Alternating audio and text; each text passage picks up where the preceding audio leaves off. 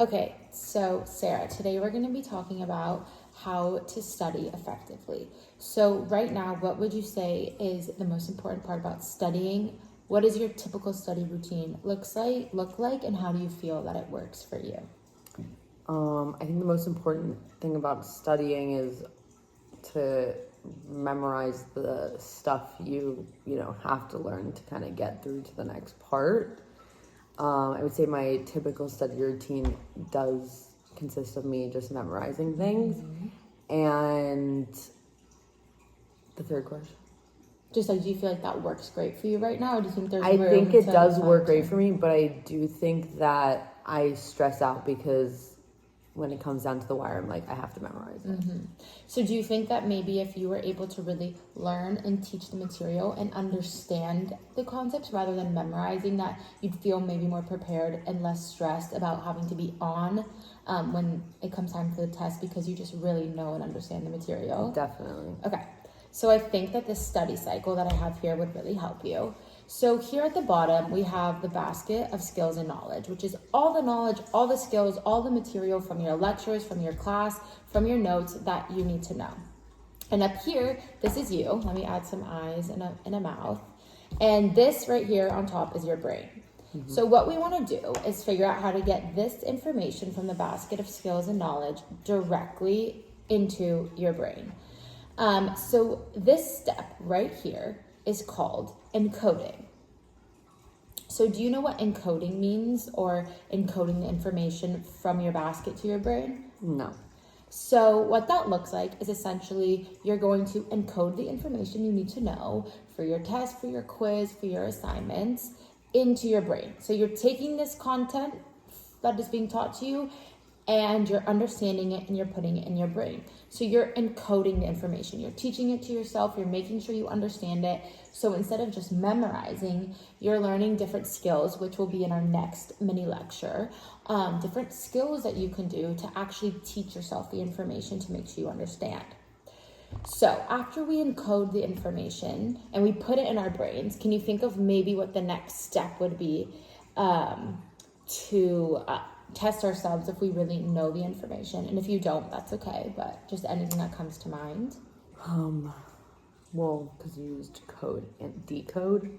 Decode. Okay, so how about retrieving the information? So once the information is in our brains, we're then going to retrieve it, right?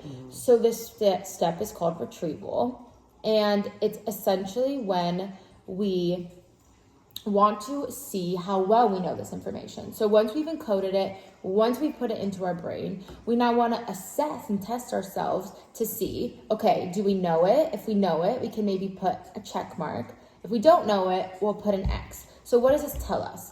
That maybe part of our brain, we've really encoded information, we know some of it, and some of it, maybe we need to brush up, maybe we need to touch up on and re-encode it. So I kind of just gave away our next step. So after we encode the first time, after we retrieve and see what we know, we can put off to the side the information that we do know for a little bit and focus on the information we don't know. And we can now re-encode the information we don't know in a new way. So if, based off hearing that, what do you think the most important part of this step would be? Figuring out what you don't know. Right? And I would say that the key here is then re-encoding it in a new way. So we want to make sure our brain is stimulated, that we're continuing to keep it moving. We're not boring our brain. We're not going to encode it in the same way we did the first time, because obviously our brain didn't process it correctly, right? We want to keep it fun. We want to keep it exciting. We want to keep it open for our brain to really, really intake this information.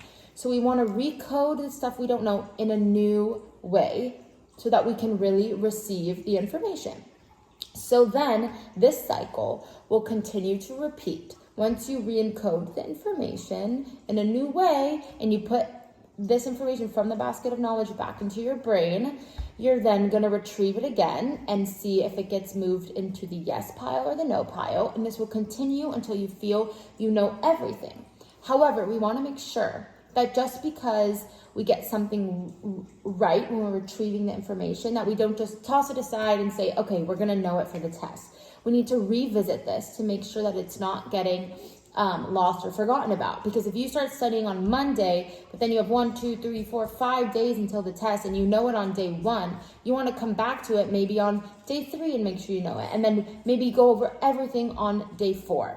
But it's just making sure that you're doing this cycle so that you're really understanding all the information you need to know. You're confident that you can teach it to yourself and understand. You're confident you can retrieve it, and you repeat this cycle.